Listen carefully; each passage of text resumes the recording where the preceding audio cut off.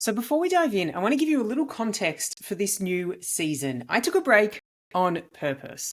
And not because I ran out of ideas, but because I had a book inside of me that refused to wait. And writing a book, it takes everything: your brain, your heart, your confidence, your passion, your hours, your sanity. So I stepped away from the mic, away from the rhythm, and away from weekly episodes because I needed to build something deeper, clearer, and more honest than anything I had ever made before. And that book is now complete. And season 2 of Fuel Your Confidence is built from that same fire, the same lessons, and the same truth that shaped every single word on the pages in my brand new book called The Little Book of Influence. So let's get into it. Welcome back to Fuel Your Confidence season 2.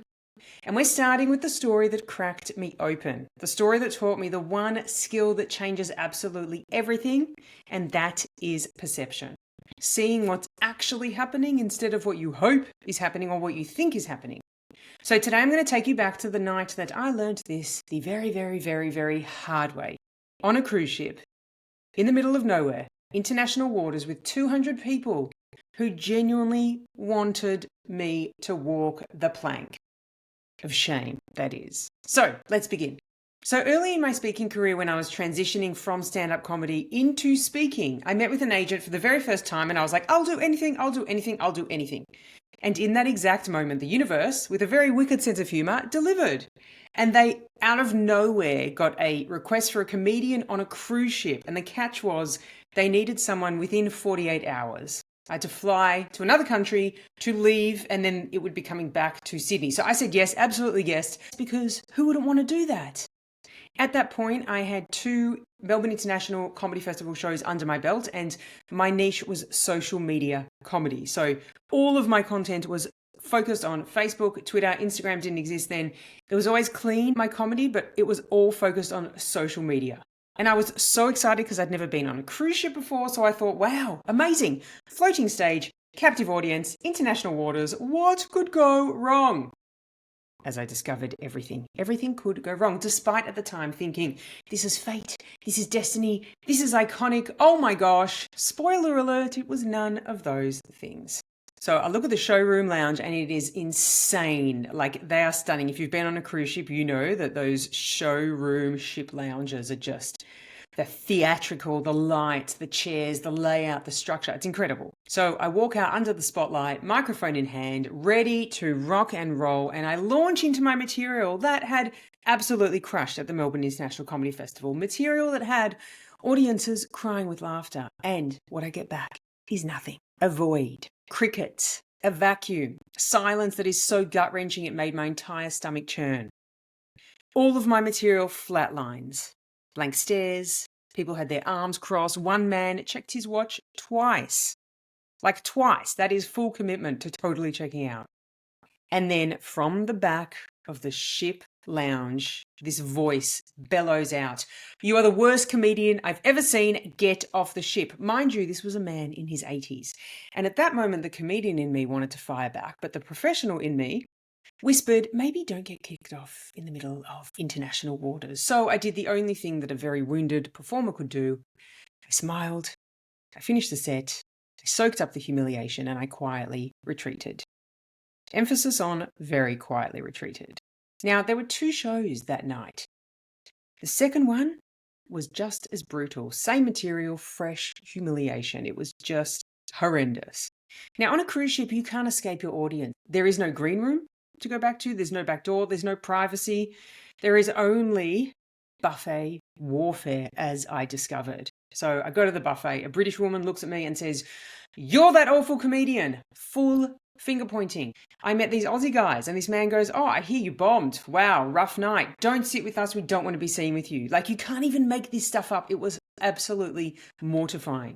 A woman yells, "That's her, the terrible one." One couple actually asked to sit with me and I was like, oh my gosh, yes, a moment of relief. He sits down. The man, the first thing he says is, "I just want to let you know that your first joke got everybody offside." Like, it was just relentless. So I gave up on eating in public and retreated to my tiny cabin where I just stress ate blueberry muffins like they were just my crazy source of emotional support, and I would go to the cafe, get the muffins, come back. But on this trip, the elevator doors open and standing inside is the worst heckler I've ever had, and he yells that booming voice once again, "There she is, that disastrous comedian from last night." It was more horrendous. This was rock bottom, cruise ship bottom, international waters bottom, days of inescapable pointing, harassing, criticizing. It was just endless. Now, here's what I didn't realize at the time. You can't influence a room you are not seeing. On the cruise ship, I bulldozed with my agenda. Okay, my content was social media because that's all I had at that time. Social media jokes, generational jokes. The audience, the median age was 70 and 80. So there was one man who came to sit with me and he's like, "I just want to let you know that my friends and I are in our 80s and we don't use social media. And I thought that your presentation was boring." And I'm like, "Dude, not a presentation, but thank you for your feedback." So I was so green at that time and I was so fixed on how do I get through my content that I didn't for once stop and go, who is this audience? What do they need? Which is completely different to what I do now. I delivered what I wanted to deliver. I wasn't looking at the audience. I didn't focus on them. I wasn't reading their energy. I wasn't reading the nonverbal signs I saw right in front of me. And I wasn't connected to the moment in front of me. I was performing blind. And that's why it failed. Perception is the foundation of absolutely everything. Presence, connection, influence, confidence, timing, delivery, impact. If you can't see what's real and what's in front of you, you can't respond to it. And if you can't read the moment, you can't actually shape it and influence it and positively influence it, more importantly. And that night, as humiliating as it was, became the opening chapter of my book, The Little Book of Influence, because it taught me such a powerful truth. And that's what season 2 is built on of this podcast, is when you learn to see differently, you speak differently, you lead differently, you influence differently. It was one of the worst experiences I ever had on that cruise ship, but it was critical and foundational because I can now look back and go, okay, I missed that cue, I missed that cue, I missed their eyes, I missed the way they carried their body, I missed the way the arms were folded. I saw them, but I didn't actually allow it to register and then influence and change my approach in terms of what I delivered that night. There were so many things that I just did not see because I chose to not see them. If you want the full set of lessons this moment taught me, it is all inside The Little Book of Influence, Chapter 1. The link to buy this book, either hard copy or ebook, are in the show notes below. Thank you so much for tuning into what was one of the most catastrophic disasters I've ever had, the worst gig of my entire life, and hands down the worst heckle of my entire career. Thanks for listening. More on this story and so many other lessons next episode. See ya!